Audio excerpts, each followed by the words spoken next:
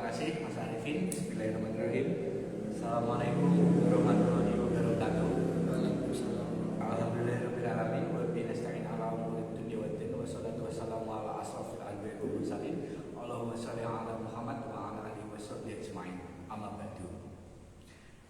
Yang pertama saya ucapkan terima kasih untuk PCM Semarang Barat, Pak MM Semarang Barat, dan juga SMP 4 Muhammadiyah Semarang, teman-teman saya semua yang sudah memberikan saya kesempatan untuk bisa berdiskusi bareng, belajar bersama, bertukar pikiran bersama-sama.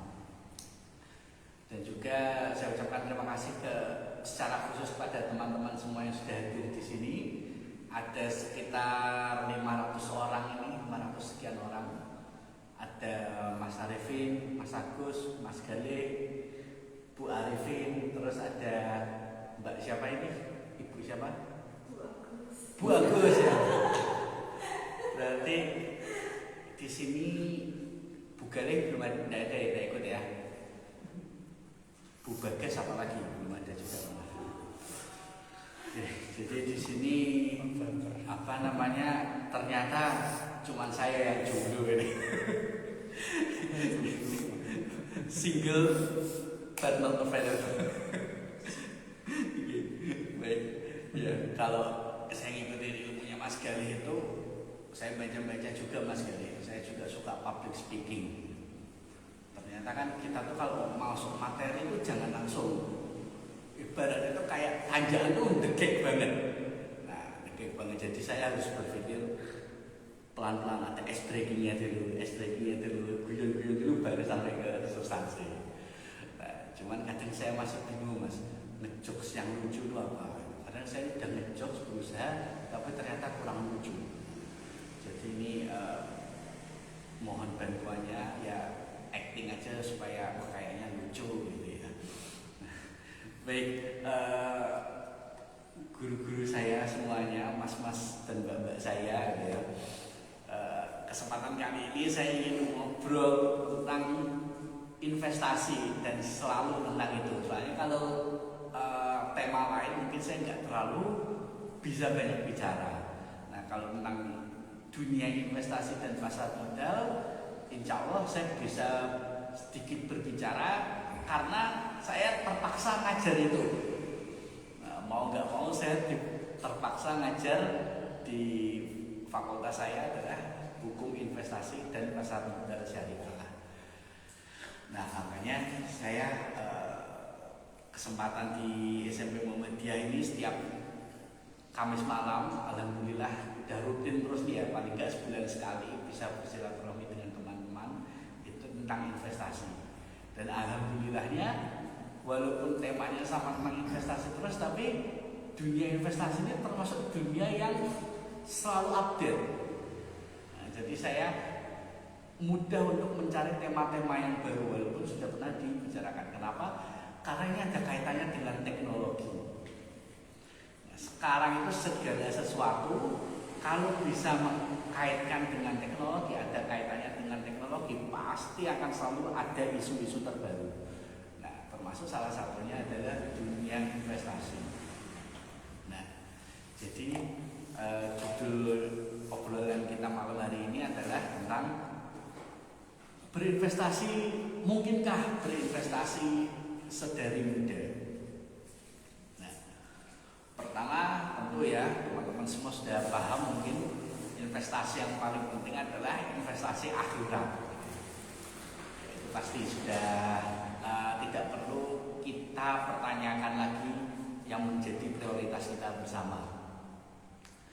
Nah, sekarang saya ingin membahas tentang investasi yang sifatnya itu keduniawian, yang ada hubungannya dengan dunia muamalah, ya, dunia harta kita, mal kita. Nah, jadi pertama saya akan bedakan dulu antara saving dan investasi, antara nabung dan investasi. Kalau nabung itu dia sifatnya itu hanya melindungi uang kita saja. Sifatnya hanya melindungi. itu pun sekarang ini tidak 100% bisa terlindungi. Ya. Kalau kita menabungnya dalam bentuk uang biasa di bank, itu pun bisa kena inflasi. Ini tanpa kita sadari, sekarang ini uang kita itu sudah turun 30%. Ya. Jadi kalau seandainya pendapatan kita itu tidak naik 30%, maka kita harus siap-siap mengurangi pengeluaran kita sebanyak 30%. Kenapa? Karena BBM naik kurang lebihnya 30%. Nah, nanti efeknya domino. Enggak cuma BBM doang, nanti akan mempengaruhi barang-barang lain. Pasti harganya pun juga akan naik. Nah, itu tadi resiko kalau kita hanya saving saja. Tapi saving resikonya kecil, tapi ya bahkan pengembaliannya pun hampir tidak ada. Nah, itu saving sekarang bedanya dengan investasi. Investasi itu adalah mengembangkan harta kita, mengembangkan. Jadi sering kalau kita dengar iklan-iklan investasi itu gambarnya adalah tanaman. Kenapa kok tanaman? Ya karena investasi itu kayak tanaman. Kita nanam biji, terus lama-lama jadi pohon, terus bisa menghasilkan buah yang banyak. Nah, modal kita cuma 1 biji doang. Tapi terus seiring berjalannya waktu kita bisa dapat beberapa buah-buahan, misalkan seperti itu. Nah, itu konsep dasar dari investasi. Nah, kenapa kok investasi itu penting? Nah, kemarin sudah sempat saya singgung. Yang pertama adalah agar memberikan kita jalan keluar, kita bisa mendapatkan pemasukan tambahan, income lagi ketika kita tidak bisa, kita sedang tidak mendapatkan rezeki yang banyak. Jadi kadang itu kan gini, kadang itu orang itu ada masanya pas dapat penghasilan besar. Terus ada masanya juga orang itu mungkin tenaganya sudah berkurang, usianya sudah berkurang, istilahnya pensiun lah. Nah, ketika sudah pensiun, sudah tidak bisa bekerja lagi, kita masih bisa tetap mendapatkan pendapatan, masih bisa ada income yang masuk, jadi tidak bingung. Nah, jadi investasi itu ada 2 macam, di sektor real dan di sektor moneter. Sektor real itu adalah sektor yang real beneran ada. Contohnya ya misalkan kita investasi, kita dengan cara membeli tanah, membeli rumah, kos-kosan itu kan real ada. Nah, sebenarnya nggak cuma itu. Nah, investasi bisa luas ya. Bisa jadi yang dinamakan kita berinvestasi secara real itu dengan cara mengembangkan hobi kita. Nah, misalkan Mas Arifin hobinya ikan cupang, betul ya Mas Arifin ya? Banyu apa? Banyu siam. Nah, banyu siam. Itu kan berasal dari hobi. Nah, kita membeli ikan cupang itu kan bisa jadi seperti investasi. Kita beli bibitnya cuma mungkin berapa? 10.000 itu. Nah, nanti ternyata seiring berjalannya waktu ditanam di dalam tanda petik dipupuk lama-lama bisa dijual berapa mungkin 50.000, 100.000 ya dulu, kalau sekarang nggak nyampe. Nah, mungkin ikan cupang itu kan itu ya Mas ya, bisnis yang musiman ya. Iya, betul kan? Sebenarnya nggak ada yang salah dengan bisnis musiman. Yang terpenting kita tahu gimana cara mentreatmentnya. Karena kan beda perlakuannya antara bisnis musiman dan bisnis yang sepanjang waktu. Nah, itu kan memang beda treatmentnya. Dan nggak ada masalah. Kan kayak bisnis es kepal Milo. Sekarang mungkin sudah tidak ada. Sekarang adanya bisnis coklat, minum es coklat sekarang lagi booming. Ya sebenarnya kalau kita tiba-tiba ikut jualan es coklat, it's okay, nggak ada masalah. Tapi tahu treatmentnya. Nah, salah satunya bisnis musiman itu kita jangan berpikir untuk jangka panjang. Jadi stoknya kita, misalkan kita bisnis coklat, ya kita stoknya jangan untuk 1 tahun, tapi kita per bulan. Jadi ketika memang musimnya sudah habis, ya sudah, kita nggak ada stok banyak. Itu kan salah satu bisnis musiman. Dan banyak mas, saya punya banyak kenalan, punya banyak teman yang dia sudah mulai paham yang namanya investasi. Jadi misalkan saya punya teman dokter, dan dia sadar mungkin bisa jadi akan ada masanya dia nggak bisa kerja sebanyak sekarang. Implikasinya mungkin pendapatannya juga mungkin nggak akan bisa besar terus. Akhirnya apa yang dia lakukan? Dia berinvestasi di sektor real, yaitu di bidang sepatu. Dia memang suka fashion sepatu, dia paham berbagai macam merek-merek sepatu yang bagus. Akhirnya dia mengkoleksi sepatu dan pelan-pelan jualan sepatu.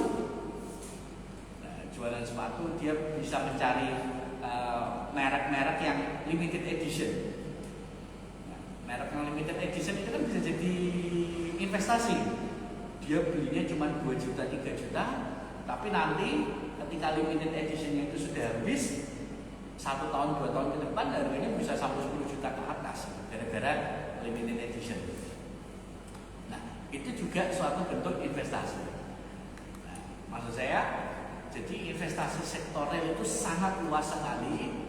Nah, tadi pertanyaan di dalam judul kita, mungkinkah kita bisa investasi sedari muda? Jawabannya mungkin sekali. Terus investasi apa? Investasilah apa yang Anda suka, apa yang menjadi passion Anda, apa yang menjadi hobi Anda. Nah, jadi sekalian kita tuh kalau punya hobi itu kalau bisa jangan yang ngeluarin duit, tapi yang bisa menghasilkan uang sekalian. Nah, tadi kalau hobi ikan cupang, nah, lama-lama nanti bisa menghasilkan. Mungkin nanti musimnya entah 2 tahun, 3 tahun lagi, nanti kan pasti musim lagi. Ya kan pasti siklusnya kan ada ya, ikan cupang ya, nanti berapa tahun musim lagi. Nah, itu kan bisa jadi investasi. Nah, jadi investasi di sektor real itu bisa apapun, yang penting itu menjadi hobi Anda, menjadi passion Anda, jadi Anda tidak merasa terbebani. Semangat dari investasi itu adalah pengeluaran income Anda itu tidak semuanya dihabiskan untuk pengeluaran. Sebenarnya semangatnya itu doang sih. Itu yang menjadi PR bagi kita, rakyat Indonesia. Banyak teman-teman kita, orang-orang di sekitar kita tuh kayaknya masih banyak yang belum paham itu. Ya, ini real sih terjadi di depan mata saya juga gitu ya. Teman-teman saya gitu hari-hari itu kayak jajan kopi, es kopi itu udah kayak jajan aqua hari-hari gitu. Nah itu kan kalau dikali tiap hari itu kan ya jatuhnya besar juga. Nah, akhirnya apa? Akhirnya yang lucu nanti di akhir bulan malah mengeluh gitu, pendapatannya kurang, savingnya cuma bisa sedikit, sisanya cuma sedikit. Nah, saya batin sebenarnya bukan income yang kurang banyak, tapi gayamu yang terlalu banyak gitu.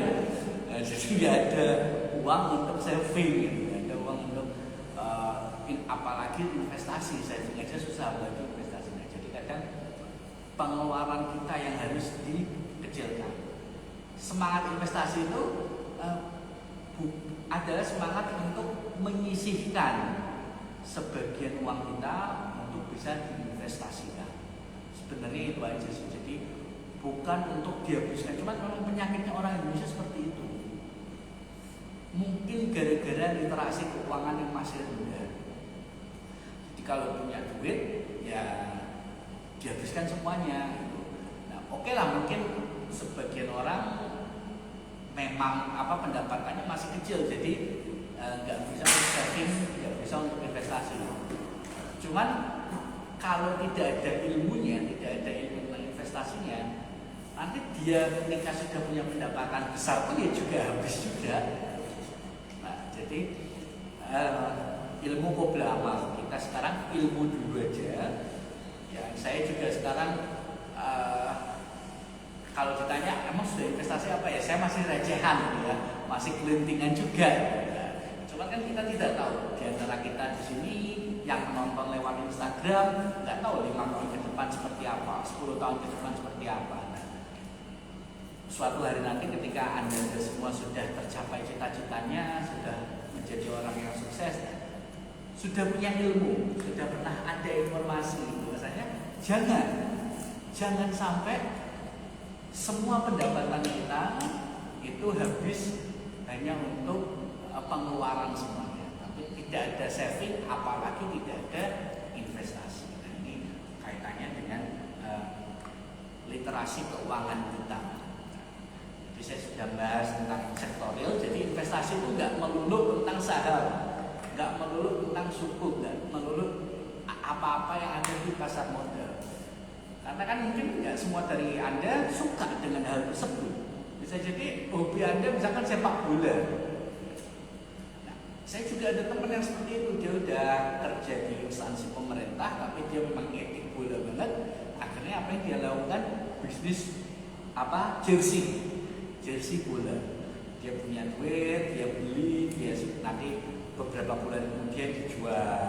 Misalkan dia beli jersey Madrid nih sekarang, ternyata nanti juara champion, wah itu harganya naik sekali. Nah, itu kan jadi kan dia dari hobi bisa menghasilkan. Berarti ada yang hobinya fashion sepatu, ada yang jersey, ada yang tentang mobil juga. Nah, jadi apapun hobi Anda itu tidak ada masalah. Nah, kalau bisa sekalian dimanfaatkan sebagai jalan investasi Anda. Terus yang kedua tadi setelah ada sektor real, ada juga yang namanya sektor moneter. Moneter itu artinya keuangan. Nah, investasi di bidang moneter itu kita tidak terlihat. Nah, salah satu yang paling terkenal adalah investasi saham. Nah,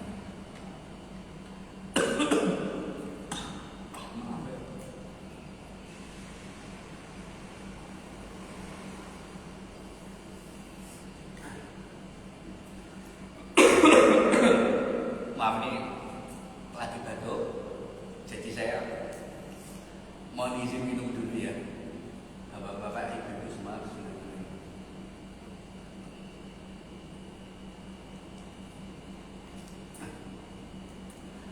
Nah, investasi kesehatan itu juga penting itu. Makanya sekarang saya mulai olahraga, Mas.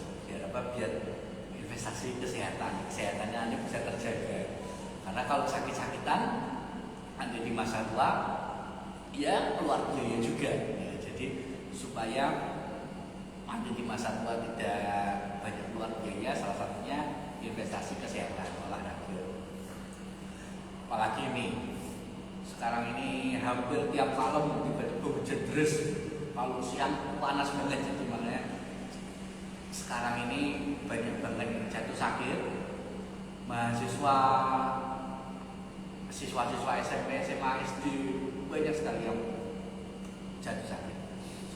Nah, kembali lagi ke investasi di sektor moneter, yang paling aman adalah melalui pasar modal. Kenapa kok paling aman? Karena pasar modal itu diawasi oleh pemerintah, jadi relatif aman. Aman itu bukan berarti tidak ada resiko, tetap ada resiko, tapi setidaknya terhindar dari itikat-itikat buruk, bahkan menjurus kepada kejahatan. Nah, ini kemarin sudah saya sempat sampaikan, tapi karena ini ada Mas Galih dan Bu Agus, akan saya ulangi lagi. Di Indonesia ini ada yang lucu. Ketika masyarakat ditawari investasi yang aman, seperti investasi saham, reksadana atau suku yang diawasi oleh OJK dan lain sebagainya, itu malah takut, malah nggak mau, malah banyak berita-berita yang buruk yang didengar.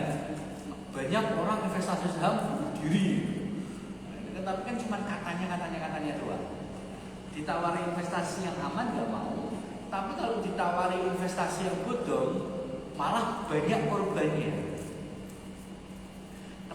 Kenapa kok bisa terjadi seperti itu? Karena investasi bodong menawarkan pengembalian yang besar dan dalam waktu yang singkat, sedangkan investasi yang aman pengembaliannya biasanya relatif lebih kecil dan waktunya pun juga lebih lama.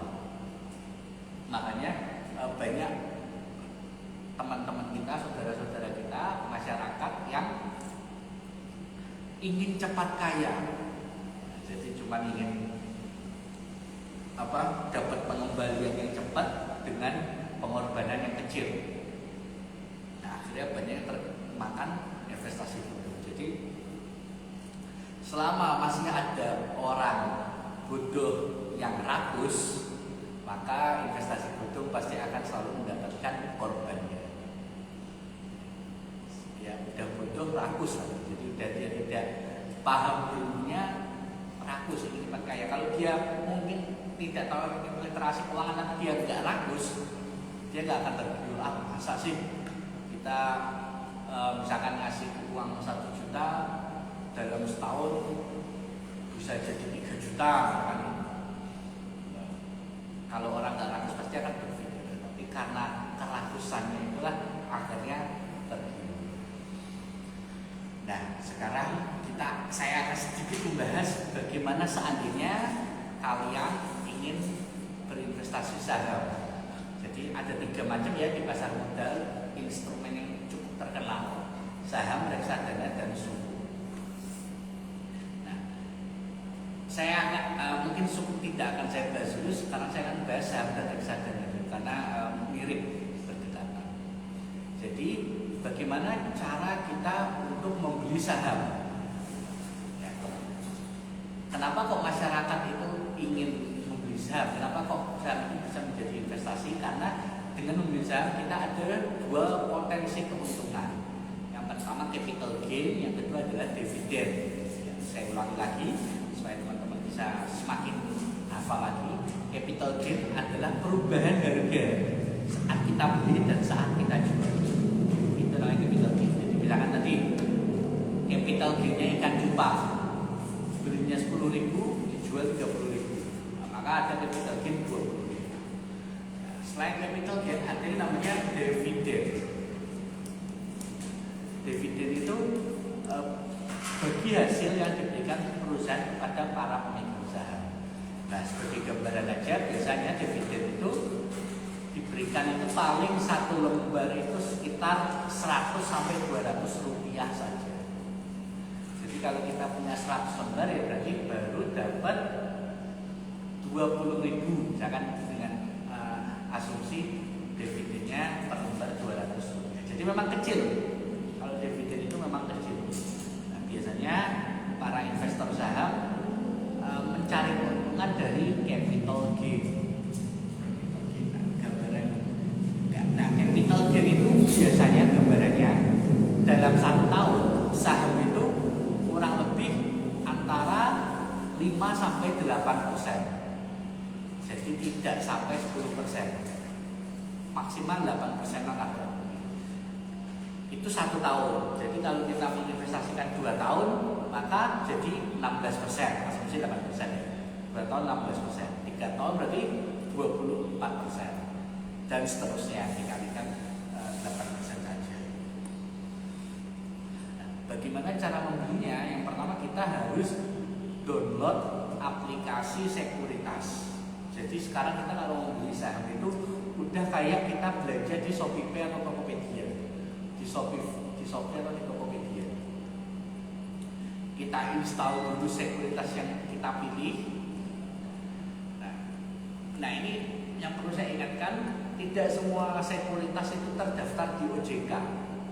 Jadi silakan pilih sekuritas yang aman, yang terdaftar di OJK, supaya tidak terjadi hal-hal yang tidak diinginkan. Setelah kita download di Play Store, di handphone kita isi data diri kita, lalu nanti kita akan mendapatkan dan password. Ya sama, kita dapat akun. Sebenarnya kita dapat akun di Shopee, di Tokopedia ini ya. Nah, kita punya akun di Sekuritas. Setelah itu kita bisa men-top up. Kita men-top up saldo. Top up saldo Sekuritas kita. Misalnya kita top up 1 juta. Nah, maka nanti kita bisa beli saham ya maksimal cuma 1 juta rupiah. Nanti kita beli saham lewat aplikasi juga, sama seperti kita beli Shopee, saldo kita akan berkurang. Terus nanti kita akan mendapatkan saham yang kita pilih. Ketika kita mau menjual pun juga gitu, saham kita nanti kita jual, uangnya masuk ke saldo Sekuritas kita, dan nanti dari saldo Sekuritas itu bisa kita transfer ke bank pribadi kita. Nah, itulah cara mencairkan atau menjual dana dari saham. Nah, lalu bagaimana cara kita bisa melihat harga saham itu bisa naik atau turun? Di aplikasi itu ada.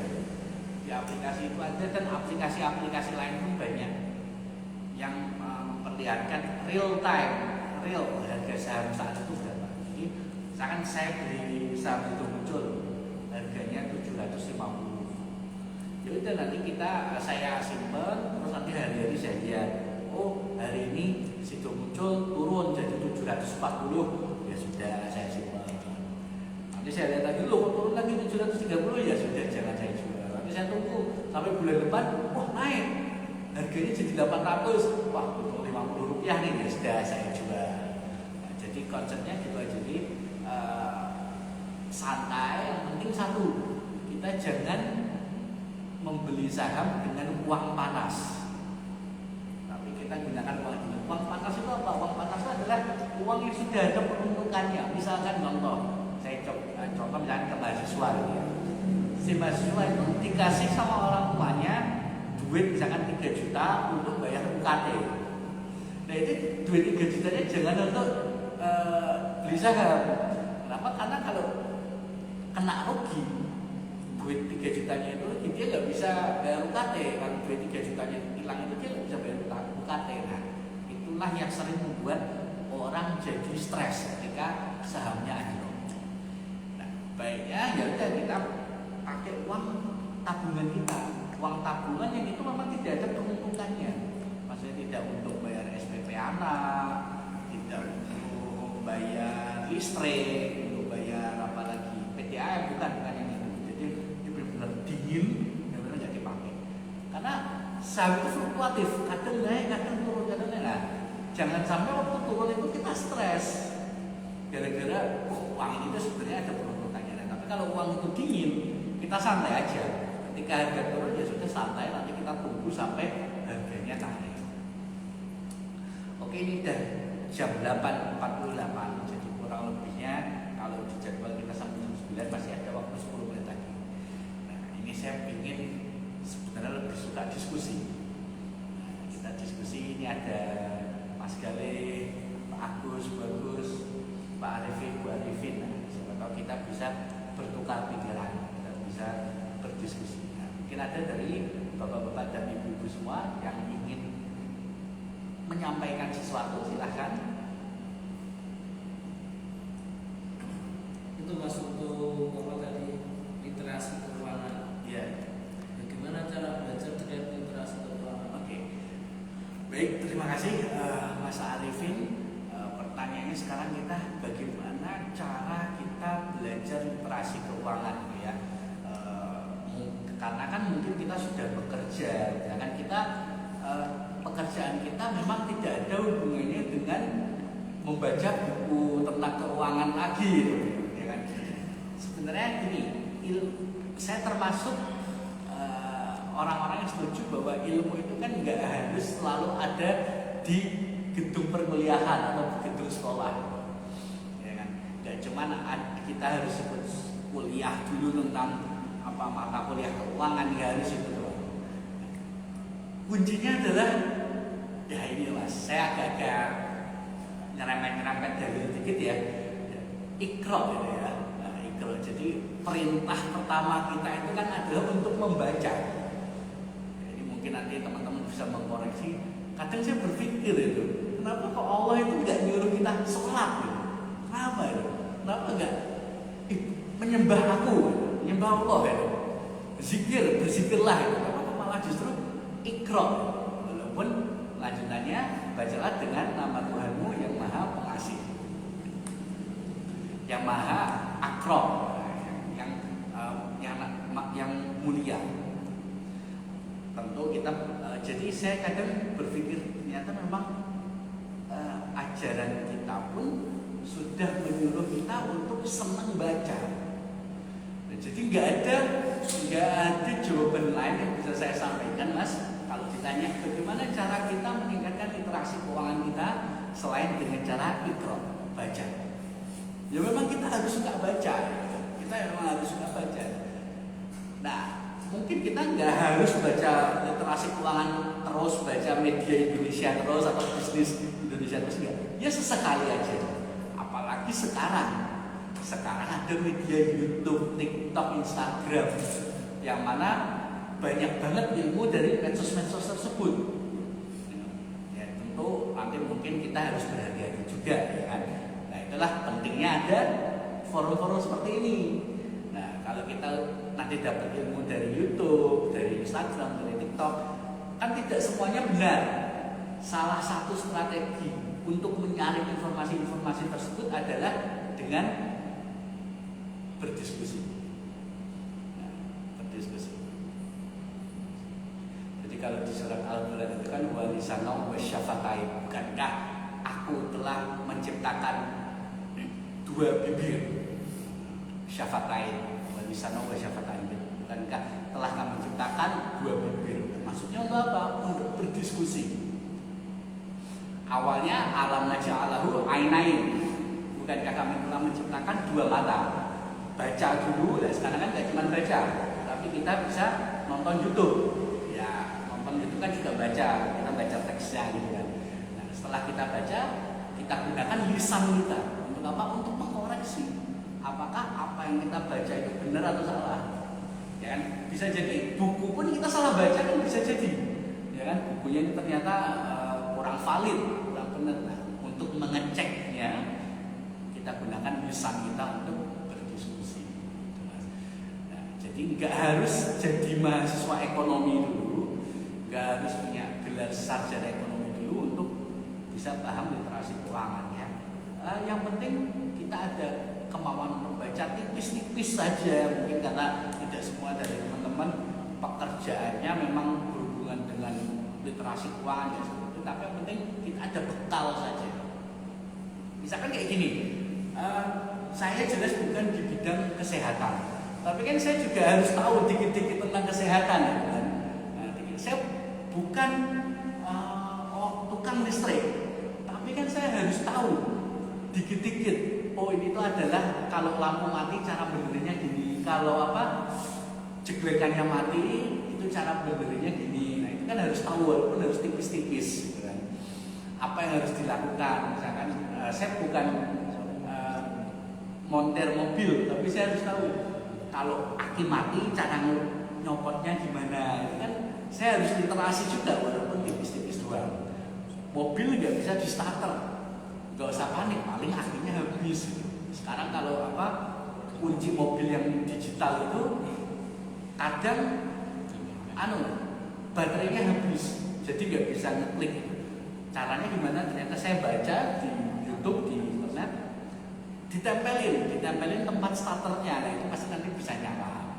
Nah, itu kan walaupun saya pekerjaannya bukan montir mobil, tapi kan tipis-tipis harus tahu. Nah begitu juga tentang literasi keuangan. Walaupun mungkin teman-teman pekerjaannya tidak ada hubungannya dengan keuangan, tapi tipis-tipis ya harus tahu. Gak ada jawaban lain jadi selain ikra, bacalah. Itu Mas Arifin yang bisa saya sampaikan terkait pertanyaan tersebut. Mungkin dari teman-teman yang lain nih, Mas Galih, Pak Agus sebagai pakar public speaking. Saya tuh kenapa kok saya pengen jadi dosen, Mas? Karena saya tuh suka public speaking. Dan nggak tahu kenapa saya itu dari kecil semakin saya dilihat orang itu saya semakin suka. Itu pun beda dengan orang lain ya. Beberapa teman saya itu dia mungkin pintar, tapi dia kalau dilihat orang itu jadi gugup, jadi tidak nyaman. Nah, saya nggak peduli saya salah atau benar ini ya, tapi kalau saya diperhatiin orang itu saya suka itu ya. Jadi memang agak-agak dari kecil memang suka cari perhatian sampai sekarang gitu. Nah itulah kenapa kalau dulu saya itu ngebet banget. Saya dari S1 Mas, dari S1 semester 3 tepatnya memutuskan ingin jadi dosen. Alhamdulillah beberapa tahun sekitar 5-6 tahun setelahnya ada jalan untuk jadi dosen. Nah, jadi ya sekarang saya menjalani sesuatu yang saya suka. Walaupun jadi dosen ya nggak enak terus ya, nggak enaknya juga, tapi karena senang. Ibaratnya kayak kita main bola, kadang tackle, kadang kepala kita kena bola, tapi karena kita senang ya jadi nikmat gitu. Nah, gitu. Saya juga kapan-kapan ingin juga belajar public speaking sama Mas Gali, karena gini Mas, saya itu di kampus Mas sering banget diminta jadi MC. Jadi saya sudah terkenal Bagas bisa menghidupkan suasana. Tapi ada catatannya, harus acara yang non formal. Jadi kayak ibaratnya acara-acara yang kita non formal, guyon, kayak seminar-seminar pun bukan seminar yang serius, itu saya bisa. Tapi kalau audiensnya itu orang-orang yang serius, acaranya formal banget, serius gak bisa guyon, mati kutu saya Mas, gak bisa ngapa-ngapain. Dan saya pernah jadi MC acara reuni reuni bapak-bapak ibu-ibu yang udah eyang-eyang. Saya ngejokes berkali-kali gak ada yang ketawa, mungkin jokesnya beda ini. Jadi saya juga pengen mempelajari, cuman passion saya memang lebih suka berbicara di acara-acara yang non formal. Makanya kajian ini pun, teras menial pun, saya ngobrolnya nggak bisa kalau disuruh serius, tegang, formal nggak bisa. Nanti bukan cuma kalian yang ngantuk, saya pun juga nanti tiba-tiba ngantuk sendiri. Jadi saya lebih suka sambil guyon. Itu tadi nyambung dari yang Mas Arifin tadi sebelumnya. Mungkin saya bukan, pekerjaan saya tidak harus banyak baca tentang literasi public speaking. Saya yang penting saya baca tentang hukum, ekonomi, syariah, udah selesai. Tapi saya nggak mau berhenti di situ doang. Saya juga tetap harus baca tipis-tipis bagaimana public speaking yang baik. Ketika saya ngajar, orang itu nggak ngantuk. Ketika saya mungkin berbicara di forum-forum seminar, tidak membosankan. Karena sangat jarang sekali saya nemuin banyak orang yang pintar, ilmunya dalam sekali, tapi karena dia tidak bisa membawakannya dengan baik, public speakingnya kurang bagus, akhirnya ilmunya nggak nyampe.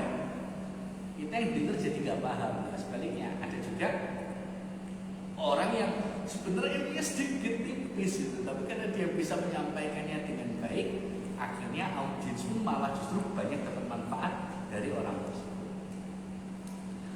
Ayo mungkin ini sebelum kita tutup, dari bapak-bapak dan ibu-ibu semua, pas bapak-bapak, ibu-ibu, mungkin ada yang ingin disampaikan atau mungkin ditanyakan, ya mungkin nggak bertanya ya, bertukar pikiran, kan? Atau mungkin kalau tidak saya tanya aja ya, Mas Galih mungkin kira-kira sudah mulai berinvestasi atau belum Mas Galih? Kalau boleh tahu ya. Kan tidak menyebutkan nominalnya ya. Sudah mulai ya. Terus tertariknya di bidang apa Mas? Kalau yang sementara ini itu di emas. Di emas ya. Cuman baru mulai baca-baca ke arah saham. Ya, jadi emas itu tidak mungkin turun harganya, tidak mungkin turun. Jadi emas itu satu tingkat di atas tabungan. Tapi yang perlu digarisbawahi, kenaikan emas itu juga lambat. Nah, tapi it's okay, kan karena kan setiap orang punya strategi investasi yang berbeda-beda, ya kan. Emas itu tipikalnya itu low risk low return, jadi resikonya kecil, bahkan hampir tidak ada resiko. Resikonya kecil, tapi pengembaliannya juga kecil. Nah, yang menarik itu emas itu sebenarnya berlawanan dengan saham, Mas. Jadi kita beli emas itu adalah jangan gini. Kalau saham itu kita beli saham ketika kondisi negara sedang tidak baik-baik saja. Jadi ketika saham kondisi perekonomian negara itu buruk, contoh misalkan nanti situasi politik memanas, misalkan pas pilpres, situasi politik memanas, ekonomi memburuk, itu harga saham juga turun. Tapi sebaliknya harga emas naik. Jadi kalau pas situasi genting, maksudnya situasi kurang baik-baik saja, itu harga emas naik. Nah, sebaliknya ketika ekonomi itu bagus, kuat, harga emas akan turun.